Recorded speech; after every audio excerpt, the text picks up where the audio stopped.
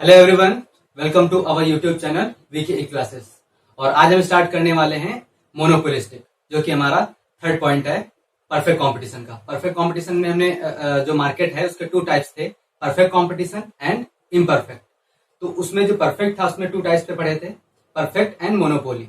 और जो हमारा इम्परफेक्ट है वो आज स्टार्ट करने वाले। इसमें हमको टू टाइप्स पढ़ने हैं, एक ओलिगोपोली एंड मोनोपोलिस्टिक। तो आज हम मोनोपोलिस्टिक पढ़ने वाले हैं।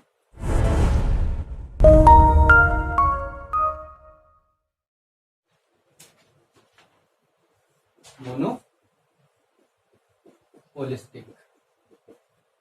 तो इसमें हम क्या करने वाले हैं, कंपैरेटिव स्टडी करेंगे। जो हमने मोनोपोली परफेक्ट कंपटीशन पढ़ा हुआ है, कंपैरेटिव करेंगे, जिससे क्या होगा हमको ज्यादा से अच्छे से समझ में आएगा, क्योंकि कुछ सिमिलरिटीज भी हैं और डिसिमिलरिटीज भी हैं, वो देखते हैं। इसमें हम मोनोपोलिस्टिक पढ़ेंगे और ये हमारा परफेक्ट कंपटीशन हो जाएगा, एंड देन ये मोनोपोली हो जाएगा। मोनोपोली, जो हमारा मोनोपोलिस्टिक, पहले हम कैरेक्टरिस्टिक्स देख लेते, प्रॉपर्टीज। तो जो हमारा मोनोपोलिस्टिक होता है, इसमें large number of buyers and large number of sellers, ये होता है। लार्ज नंबर ऑफ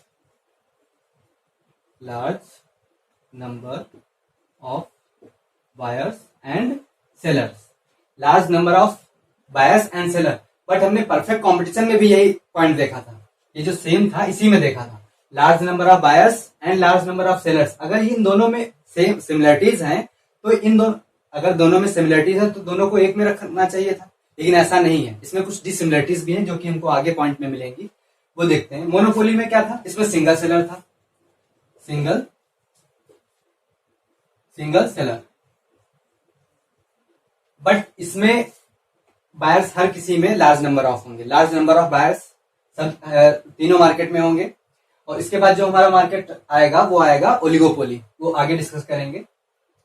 तो इसमें हमारा हो गया कि इसमें large number of buyers, large number of sellers होंगे मोनोपोलिस्टिक में।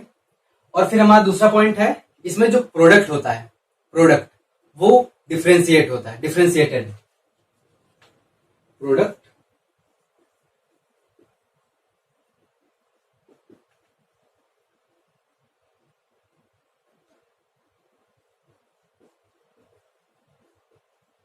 Product differentiation on the basis of brand.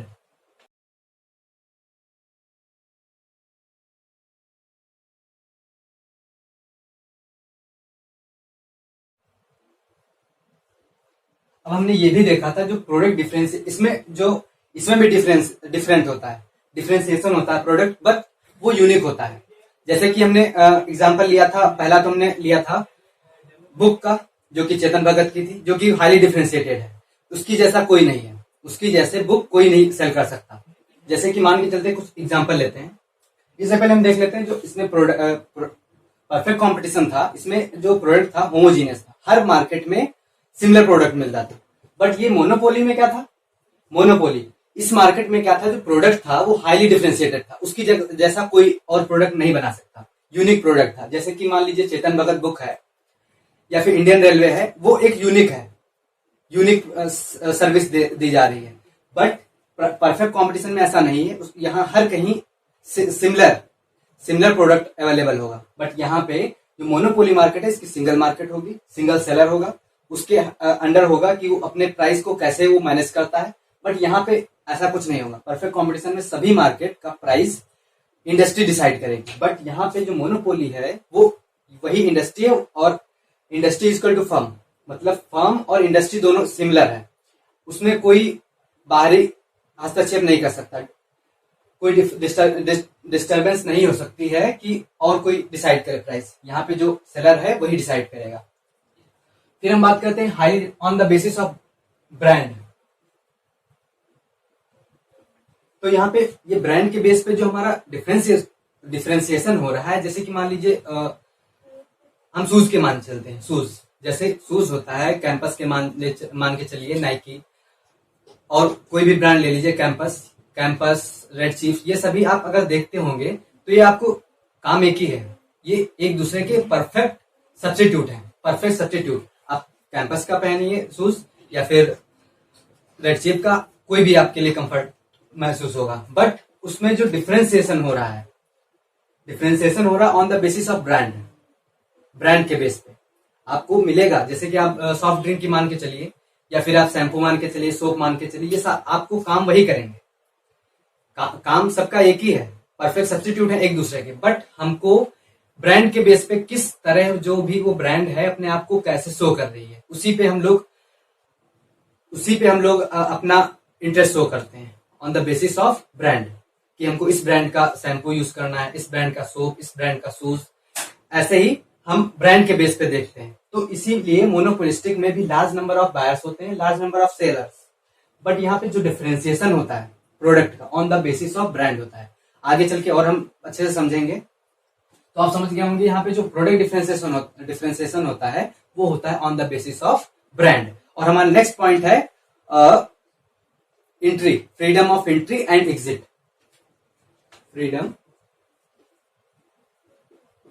Freedom of entry and exit. ये जो मार्केट होती है मोनोपोलिस्टिक, हमारा फर्स्ट पॉइंट था large number of buyers and sellers, second one है product differentiation, मतलब जो प्रोडक्ट है वो डिफरेंट होगा, ये तो पता है डिफरेंट होगा। जैसे कि मान लीजिए कैंपस जो शूज होता है उसकी डिजाइन अलग होती है, और जो रेड चीप का होता है उसकी डिजाइन अलग होती है, और जो स्पार्क का होता है उसकी डिजाइन अलग होती है, नाइकी होता है उसकी डिजाइन अलग होती है, और उसका जो क्वालिटी होती है, क्वालिटी और सर्विस जो प्रोवाइड करते हैं वो भी डिफरेंट होती है। मतलब कैसे वो प्रोवाइड करते हैं on the basis of brand, वो ब्रांड के बेस पे डिफरेंशिएट किया जाता है। बट अब हम तीसरा पॉइंट देख रहे हैं कि ये यहाँ पे फ्रीडम, हमको किस चीज की फ्रीडम मिलती है, एंट्री की और एग्जिट की। जैसे कि हमने इसमें देखा था परफेक्ट कंपटीशन में भी, कोई भी इसमें भी यही कॉमन है, बट इसमें क्या है, फ्रीडम ऑफ एंट्री नहीं है, एग्जिट का ऑप्शन है। अगर मान लीजिए सेलर है सिंगल, इसमें और कोई मान के चलिए सेलर आए वो भी बेचने लगे चेतन भगत की बुक, ऐसा नहीं हो सकता, बल्कि यहाँ सिंगल सेलर है, सिंगल सेलर और वही एक एंट्री कर सकता है, बाकी कोई नहीं। एग्जिट तो जब अगर मान ली फेल हो जाता है अपने मार्केट में, तो वो उसको एग्जिट करना पड़ेगा, बट एंट्री सिर्फ वही कर सकता है।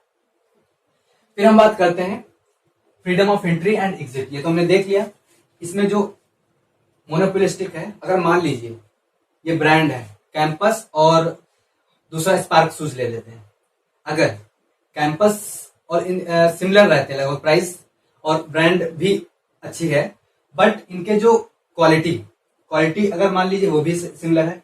अब इसमें फ्रीडम ऑफ एंट्री कैसे हम मतलब इंट्रोड्यूस करेंगे, जैसे कि मान लीजिए किसी भी ब्रांड ने अपना जो है प्राइस कुछ ज्यादा ही बढ़ा दिया, तो उस केस में क्या होगा, वो जो जिस भी ब्रांड ने अपना प्राइस बढ़ाया है वो तो फेल हो जाएगी। क्यों? क्योंकि उसका सब्स्टिट्यूट है, दूसरा सब्स्टिट्यूट है, इसीलिए जितने भी कस्टमर होंगे फर्स्ट ब्रांड के जिसने प्राइस बढ़ाया है वो कहाँ शिफ्ट हो जाएंगे, ब्रांड 2 में। क्यों? क्योंकि यहाँ प्राइस कुछ ज्यादा ही हाई हो गया है। अगर कुछ इस जो हम हाई प्राइस में लेना चाहें तो और उससे अच्छी ब्रांड में ले लें, लेकिन अगर हम कंपेयर करें जो सर्विस प्रोवाइड की जा रही है सेम की जा रही है, तो प्राइस भी सेम होना चाहिए। यहाँ पे प्राइस की लड़ाई नहीं होती है। यहाँ पे जो मोनोपोलिस्टिक मार्केट है on the basis of brand, जिसमें डिफरेंशिएशन होता है मार्केट का, वहां पे लड़ाई प्राइस के बेस पे नहीं होती है। वहां पे सर्विस कैसे प्रोवाइड की जा रही है, कैसे एडवर्टीजमेंट हो रहे हैं, इस बेस पे उन लोगों को कॉम्पिटिट करना पड़ता है एक दूसरे को। तो यहाँ पे freedom of entry and exit option है, बट यहाँ परफेक्ट कॉम्पिटिशन में भी freedom of entry and exit का ऑप्शन था, बट यहाँ पे ऑप्शन नहीं था। यहाँ सिर्फ फ्रीडम ऑफ एंट्री है, फ्रीडम ऑफ एग्जिट है, एंट्री का ऑप्शन नहीं है। यहाँ पे एंट्री का ऑप्शन नहीं है, क्योंकि जो सिंगल सेलर बेच रहा है अपना प्रोडक्ट वही बेचेगा। अब जब चाहे वो एग्जिट कर सकता है, मगर दूसरा बंदा कोई भी पर्सन उसमें एंट्री नहीं कर सकता। सिंगल सेलर की बात कर रहा हूँ, मोनोपोली मार्केट। ये हमारा हो गया freedom of entry and exit. अब इसके बाद हम देखते हैं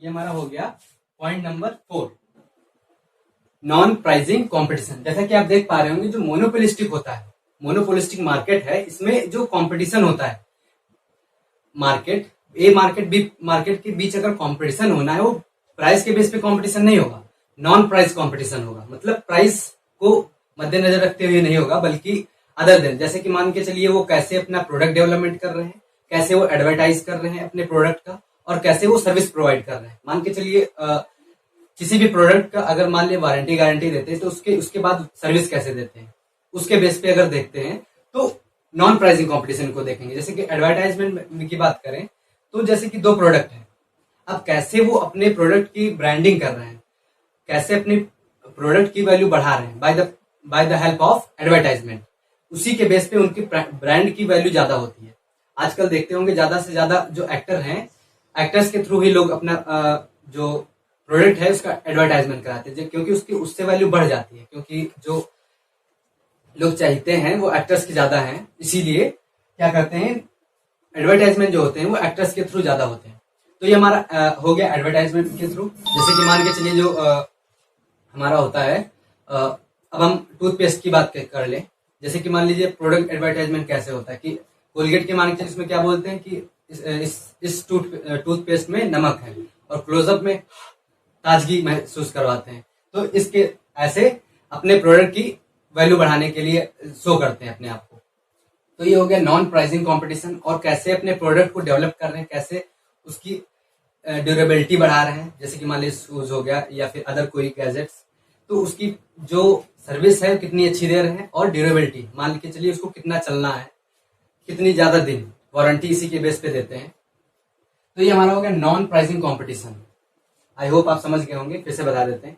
इसमें जो नॉन प्राइसिंग कंपटीशन होते हैं दो ब्रांड्स के या किसी भी ब्रांड के बीच, शूज के मान के चलिए शैम्पू, सोप और भी प्रोडक्ट, तो उसमें कैसे कंपटीशन होता है, कैसे वो सर्विस प्रोवाइड कर रहे हैं। जैसे जो ज्यादा से ज्यादा प्रोवाइड करेगा सर्विस, उसी की तरफ ज्यादा लोग अट्रैक्ट होंगे। जिस भी प्रोडक्ट के ज्यादा से ज्यादा एडवर्टाइजमेंट या फिर ज्यादा से ज्यादा अच्छे अट्रैक्टिव जो एडवर्टाइजमेंट होंगे उनको ज्यादा लोग पसंद करेंगे, इंटरेस्ट लेंगे उसमें। और इसमें कैसी सर्विस प्रोवाइड की जा रही है, कस्टमर्स को उस ब्रांड के लिए कितनी और कितनी ज्यादा सर्विस प्रोवाइड की जा रही है, ये हम क्या, ये किसमें आएगा, हमारा नॉन प्राइसिंग कंपटीशन में, नॉन प्राइसिंग कंपटीशन में आएगा। ये हमारा होगा नॉन प्राइसिंग कंपटीशन। और अब इसमें इलास्टिसिटी देख लेते हैं। इलास्टिसिटी, इसमें जो इलास्टिसिटी क्या होगी, वो हमारी होगी ग्रेटर देन 1। जो इलास्टिसिटी होगी ग्रेटर देन 1 होगी, तो इसमें जो हमारा ग्राफ जाएगा डिमांड कर्व, वो कैसा होगा, फ्लैटर होगा। तो हम देखते हैं कि कैसे हमको इक्विलिब्रियम मिलेगा, और हमको profit loss super normal profit मिलना है। वैसे हमने लास्ट लेक्चर में आपको बता दिया है।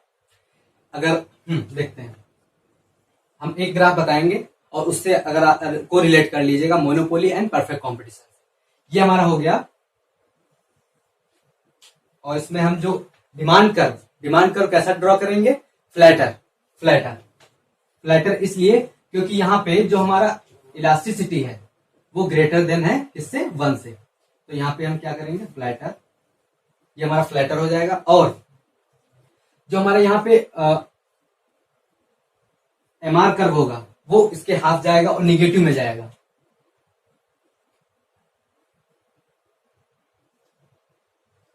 और जो हमारा एवरेज रेवेन्यू होगा वो कभी निगेटिव में नहीं जाएगा। मैंने आपको मोनोपोली में बताया है, क्यों, एक ग्राफ एक टेबल के थ्रू बताया जिससे आपको समझ में आया होगा।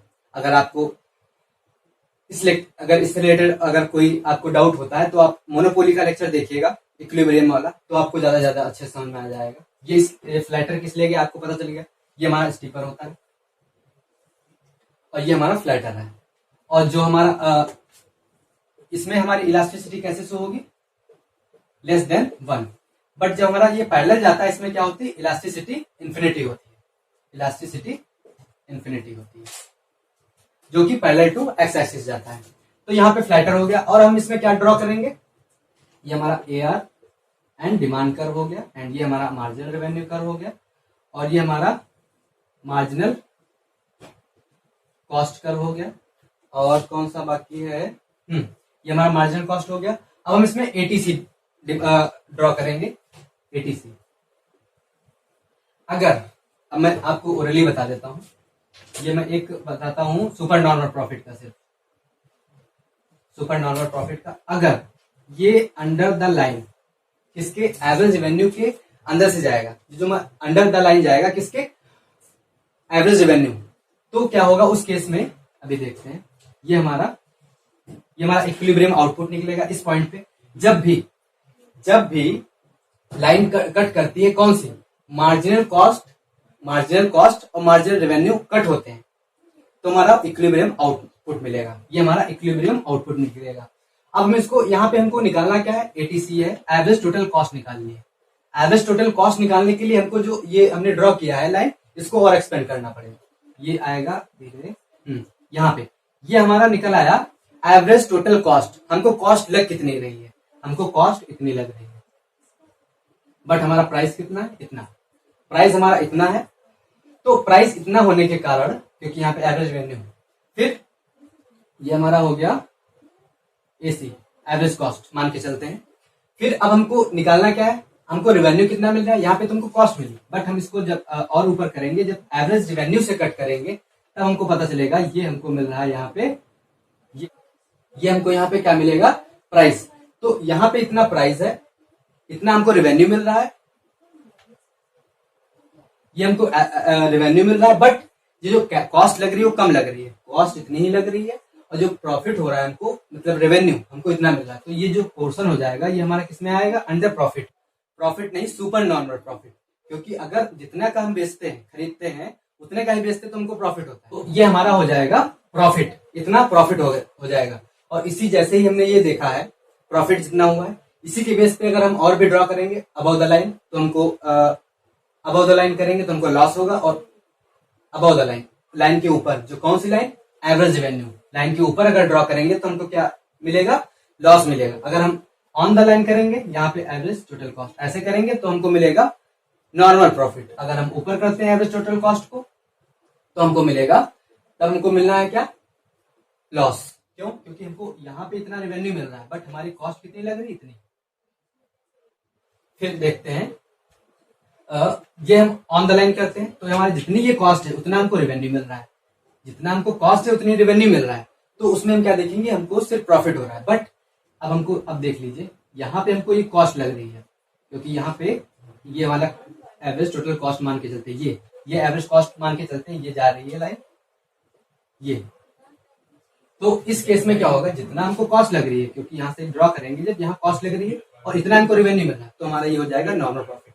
अब हम देख लेते हैं एवरेज टोटल कॉस्ट, ये वाला ATC, इस लाइन पे देखते हैं, इसको फोकस करिए। इसको फोकस करने के बाद, हाँ, एवरेज टोटल कॉस्ट। तो अब जब हम यहाँ पे ड्रॉ करेंगे, यहाँ पे जब ड्रॉ करेंगे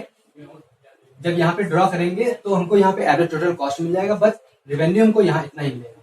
रेवेन्यू की लाइन ये देख लीजिए, जो हमारा डिमांड है एवरेज रेवेन्यू, ये हमको यहाँ इतना ही मिलना है। कॉस्ट हमारी इतनी लग रही है, बस रेवेन्यू इतना मिल रहा है। तो हमारा जो इतना गैप है, ये हमारा लॉस का है, बट इतना हमको कॉस्ट लग रही है, इतनी हमको रेवेन्यू मिल रही है, तो हमारा प्रॉफिट में है, नॉर्मल प्रॉफिट। अगर हमारी कॉस्ट इतनी लग रही है, प्रॉफिट इतना हो रहा है, तो हमारा जो इतना गैप है वो हमारा सुपर नॉर्मल प्रॉफिट के अंडर कवर होगा, कंसिडर किया जाएगा। तो ये हमारा हो गया मोनोपोलिस्टिक मार्केट। इसके नेक्स्ट लेक्चर में हम पढ़ने वाले हैं ओलिगोपोली। अगर इससे रिलेटेड आपको कोई क्वेरी होती है तो आप कमेंट सेक्शन में जरूर पूछेगा। Thanks for watching. अगर अच्छा लगता है आपको लेक्चर तो ज्यादा से ज्यादा शेयर करिए और एंजॉय करिए। Thanks for watching.